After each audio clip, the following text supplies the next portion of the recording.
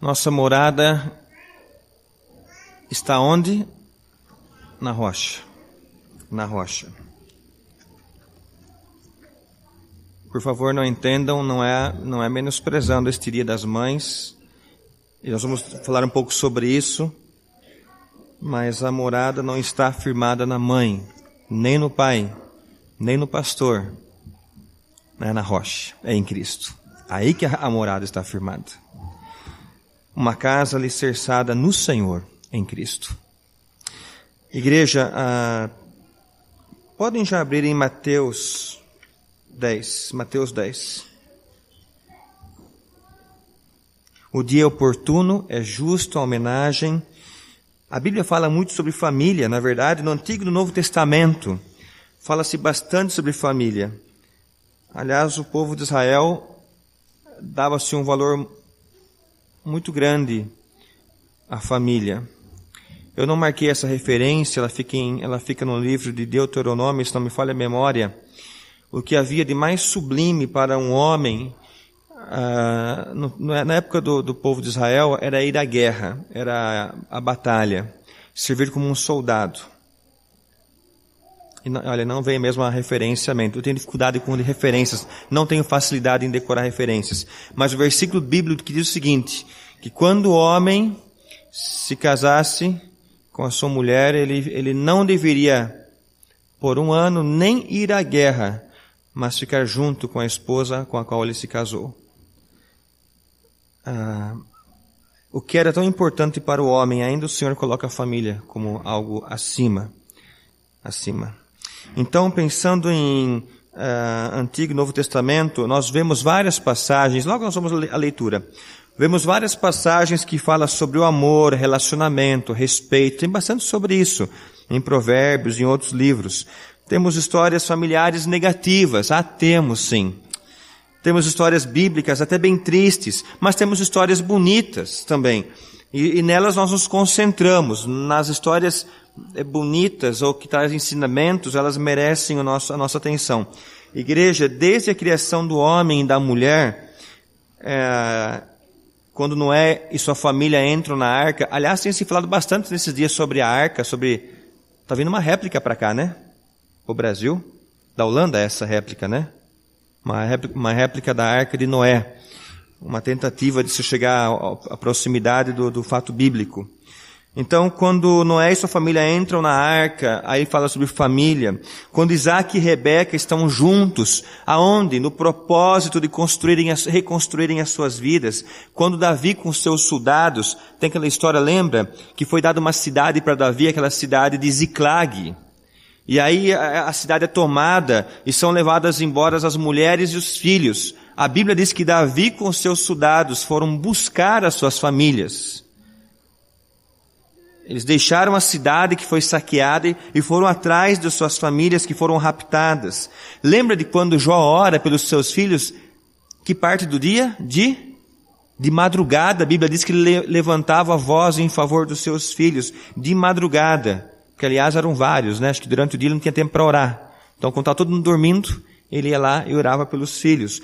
No Novo Testamento, lembra do pequeno Zaqueu?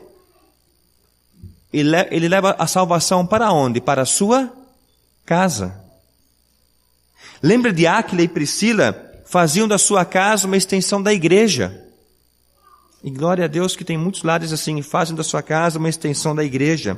José, ainda noivo de Maria, demonstrava a educação que ele tinha recebido em casa, quando em ato de obediência transmite todo o seu respeito para com a sua noiva. Como se esquecer de Lázaro, de Marta e Maria? Como se esquecer de Jairo, que teve a sua filha curada com 12 anos de idade? Eu trabalhei esse assunto no multiministério na terça-feira e na sexta. Lembra que o Jairo estava com a filhinha doente, ela morreu, estavam todos tristes, chorando. E Jesus diz, ela não está morta, mas ela dorme. Aí diz a Bíblia lá que eles riram de Jesus. E ele fala, Talitá cumi, levanta-te. Eu costumo pensar que aquela noite, talvez Jairo nem dormiu. Estavam na mesa comendo, pai, a mãe e a filhinha de 12 anos. E um olhando para o outro e pensando, ela estava morta até pouco tempo atrás, está de novo na mesa com a gente.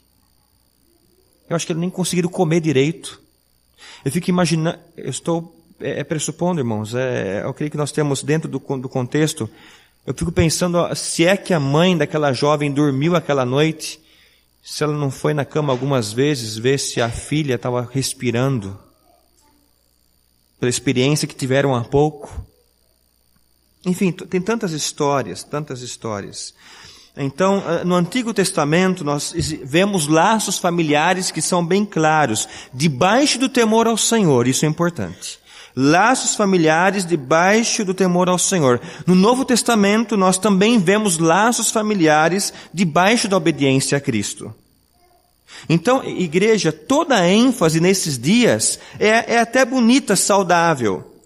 E eu creio que, de certa forma, além do comércio, que aliás se movimenta bastante, parece que é a segunda data mais esperada pelo comércio, além do comércio existe alguma valorização da família. A gente consegue ler isso nas entrelinhas, parece que há uma valorização. Os comerciais na televisão colocam lá as mães segurando os bebês, brincando com seus filhos, mas um problema muito sério pode surgir em conceituar ou aplicar um maior, eu colocaria entre aspas, maior amor à mãe, ou ao pai, ou aos filhos, do que a Cristo. Aí nós temos que ter um pouco de cuidado com isso. Há uma problemática em conceituar um amor soberano, maior do que todos, quando se fala talvez a familiares. A mãe propriamente dito. Eu tenho, anos atrás, eu conversei com um casal, e eu fiquei preocupado com uma colocação desse casal. Eu perguntei, como está a vida de vocês? Foi em determinada igreja. Como que vocês estão indo à igreja? Sabe qual a resposta que eu ouvi? Não, nós não vamos mais nos cultos de manhã, pastor. Ou de noite, enfim. Eu falei, por quê? Porque nós preferimos ficar com a família. Sabe, é que nós valorizamos a família, pastor. Nós temos um problema sério aqui. É isso que nós temos visto. É possível muitos estarem unidos em família, mas totalmente desunidos em Cristo. Há esfriamento, há desinteresse, há apego material, há apego ao prazer, há apego aos passeios, e misturando tudo, há sempre a necessidade de satisfazer o ego. Isso é algo que deve ser repensado. Eu lembro que alguns anos atrás, eu sempre pensava que no conceito de esposa, marido e filhos, de família, devem estar acima de tudo. A gente às vezes crê ouvindo isso, né? E de fato tem toda a sua importância. E tem mesmo. Mas com Cristo acima de tudo e de todos. E a Bíblia diversas vezes nos ajuda a colocar cada um no seu lugar. Mas, igreja, o que nós lamentavelmente temos visto é que algumas vezes pessoas estão atribuindo grandes valores, exagerados valores, a relacionamentos familiares, mas não dando o valor que se deve dar a Cristo. Então nós vamos ao texto agora. Aliás, esse texto pode até nos assustar nesta manhã de Dia das Mães, mas é a palavra de Deus e Cristo quer nos ensinar algo. Então vamos ler com critério, com cuidado, para você não ficar bravo com Jesus, porque Ele que está falando isso aqui. E vamos ver o que o Senhor quer nos ensinar. Mateus 10, nos versos 34 a 39. São poucos versículos. Não penseis que vim trazer paz à terra. Mateus 10, 34 a 39. Não penseis que vim trazer paz à terra, não vim trazer paz, senão mais espada. Porque vim causar hostilidade entre o homem e seu pai, entre a filha e a sua mãe, entre a nora e a sogra, assim os inimigos do homem serão os da sua própria família. Quem ama o seu pai ou a sua mãe mais do que a mim não é digno de mim, e quem ama seu filho ou a sua filha mais do que a mim não é digno de mim. E quem não toma a sua cruz e não me segue não é digno de mim. Quem achar a sua vida irá perdê-la, e quem perder a sua vida por causa de mim a achará. É um texto duro? Sim, é um texto duro. E talvez por alguns momentos a gente não quer ler tanto esse texto. Não quer tanto olhar para ele, da forma como ele está. Qual que é o contexto aqui, igreja? Você tem no comecinho do capítulo 10, tem algum título que é dado na verdade é dado pelo editor da Bíblia, tá? Não é inspirado. A minha tem assim, os 12 e a sua missão. A sua deve estar dessa forma mais ou menos, né? Os 12 e a sua missão. Jesus está passando para os 12 discípulos como eles iriam se comportar agora com a mensagem do Evangelho. Veja no verso 7 o conteúdo da mensagem. E indo pregar e dizendo, o reino do céu chegou.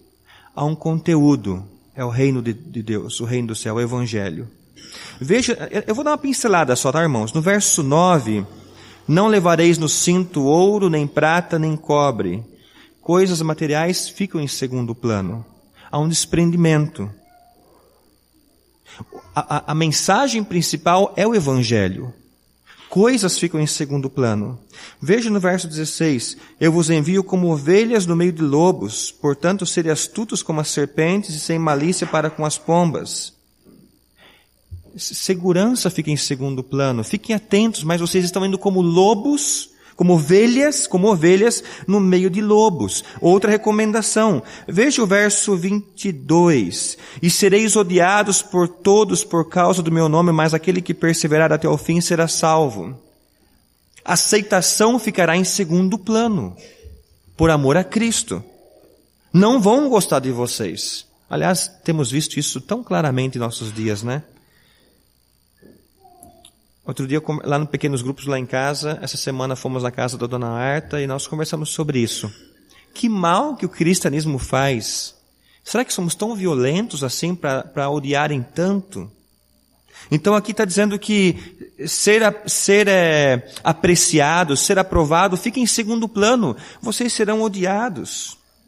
Veja o verso 30. E até mesmo os cabelos da vossa cabeça estão todos contados. Preocupação, é porque no verso 29, está falando sobre algumas preocupações, no verso 28, preocupação fica em segundo plano. E finalmente Jesus chega à família, que está nos versos que nós já lemos agora, 34 e 39. Irmãos, não é um texto tão simples. Note que Jesus não está incentivando qualquer desunião familiar, não é isso. Temos que ter um cuidado em olhar para o texto. Mas a capacidade que eu e você temos de colocarmos pessoas, talvez no centro do coração, no lugar mais alto. E Jesus estava lendo o coração daqueles discípulos, ele sabia coisas e pessoas que estavam assumindo um lugar mais alto que não era dele. Então, essas recomendações, antes deles saírem, foram diversas. Olha, assim como vocês têm que deixar coisas de lado, preocupações de lado, a preocupação com a aceitação de lado, para seguirem aqui, talvez vocês tenham que deixar alguém que está no lugar mais alto, por amor a mim, também de lado. O que Jesus está traduzindo aqui, igreja? Uma certeza que eu e você temos que ter. O melhor lugar é sempre de Jesus. O lugar mais alto é sempre dele. Alguns anos atrás, eu aprendi uma lição em relação ao conceito de namoro. Eu confesso que acho que já falei isso aqui, anos atrás eu li de um autor, alguém me falou, é o seguinte, os casais que estão namorando vão gostar dessa frase, mas vamos depois entender direito ela. Quando você puder dizer para o seu namorado, para a sua namorada, eu não consigo mais viver sem você, então quer dizer que você está pronto para casar com essa pessoa. Eu achava isso o máximo. Coisa bonita, né? Então você fica vislumbrando, eu olhando assim, pensando na Marisa, olha, não posso mais viver sem você. Quer dizer que aí o amor chegou no ápice da certeza e agora eu posso me casar com ela. Parece bonito, não parece? Pastor Robert Jones, um dos professores lá na pós-graduação, ele mencionou essa frase, eu estava na sala de aula. Foi exatamente essa frase que ele mencionou. Ele falou, vocês já ouviram aquela frase de quando um tem que dizer para o outro, não posso... E eu assim, quase levantei a mão, ainda bem que não levantei, né? Ele falou, cuidado, isso é idolatria e pode trazer sérios prejuízos. Eu falei, opa, tem que reavaliar algumas coisas que a gente anda falando às vezes, né?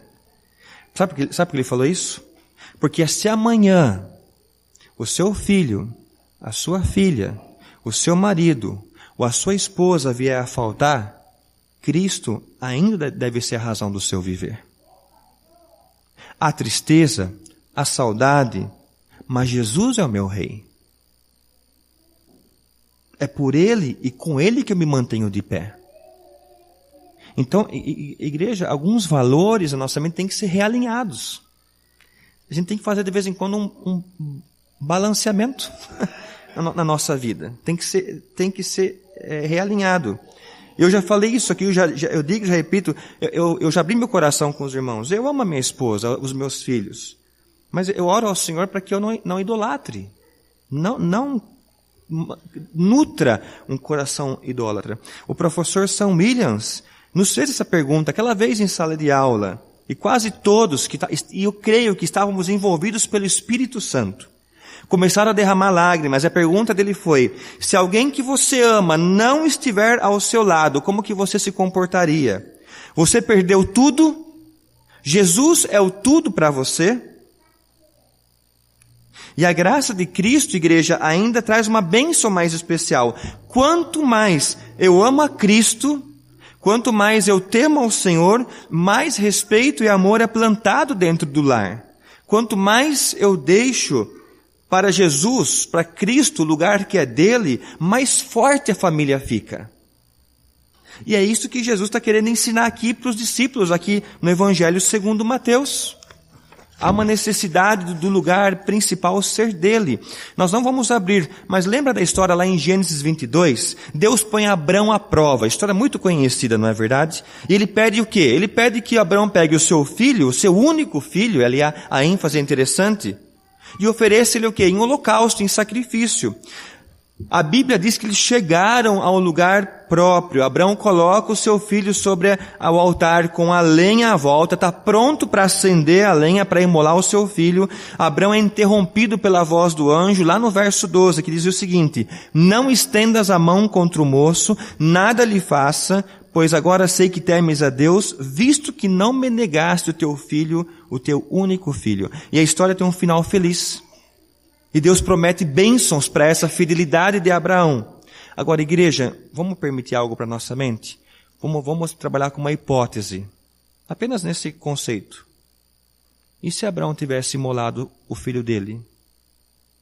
Oferecido em holocausto? Eu tenho muita convicção de que haveria muita dor. Intensa dor. Talvez incalculável dor. Mas ainda este homem teria o Senhor como razão da sua vida. Ainda Abraão teria Deus no lugar que tão somente pertencia a ele no coração de Abraão. Como demonstrou até o último momento, mesmo que tivesse acontecido, Abraão não abria mão do lugar de Deus no coração dele. Jesus deixa muito claro isso também em outra passagem. Avance um pouquinho, Mateus 12. Está pertinho aqui, né? Mateus 12, versos 46 a 50. Deixa eu dar uma lida. Vamos ler aqui essa palavra. Em Mateus 12, 46 a 50. Enquanto ele ainda falava às multidões, sua mãe e seus irmãos estavam do lado de fora querendo falar com ele. E alguém lhe disse: tua mãe e teus irmãos estão lá fora e querem falar contigo. Ele, porém, respondeu ao que lhe falava: quem é minha mãe?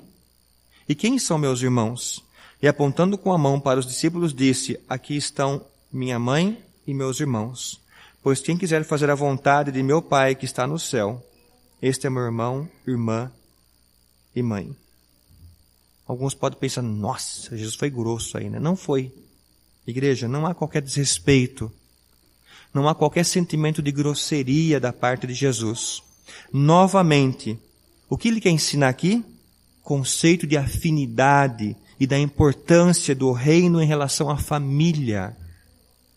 Ele estava ensinando a multidão e entendemos que alguém interrompe com o argumento de que a mãe e os irmãos, que aliás são referências de importância, senão ninguém falaria para ele. Alguém chegou: olha, é sua mãe, trouxeram como uma referência de importância, estão aqui fora para falar com o Senhor. Jesus aproveita essa oportunidade. Então entenda, não está menosprezando a mãe, seus irmãos, mas Jesus aproveita essa oportunidade para ensinar algo, e esse algo está no verso 50. Quem fizer a vontade do meu Pai que está no céu, este é meu irmão, irmã e mãe. Igreja, nós temos uma lição aqui nesses dois textos de Mateus 10 e 12. E eu sei que isso é difícil para todos nós, porque também é para mim. Mas Cristo deve ter o melhor lugar em nossas vidas. Você que namora, você que é noivo, você que é casado, que tem filhos maravilhosos, você que considera muito o seu irmão, considera muito a sua irmã, acima de tudo, deixe sempre o melhor lugar para Jesus. E creia, todos à sua volta terão lugares especiais e abençoados por Cristo. Todos terão. Para finalizar, ao texto que nós começamos, de Mateus 10. Jesus não estava encorajando a desobediência aos pais. Jesus não estava encorajando qualquer tipo de conflito familiar. Brigas, não era isso. Desrespeito, longe disso. Mas ele apenas mostrou que a presença dele exige decisão e posicionamento. Igreja, sobre essas duas palavras, sobre decisão e posicionamento, um comentarista disse o seguinte, eu marquei aqui no meu esboço: nem os laços familiares, nem as ameaças à própria vida, nada pode impedir o discípulo de testemunhar a justiça do reino. Nada pode impedir um discípulo de testemunhar a justiça do reino. Eu creio que todos nós entendemos o texto aqui nesta manhã.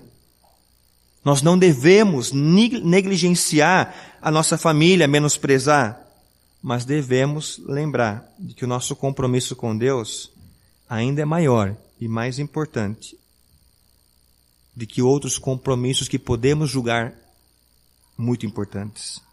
Igreja, a família, ela finda aqui na terra.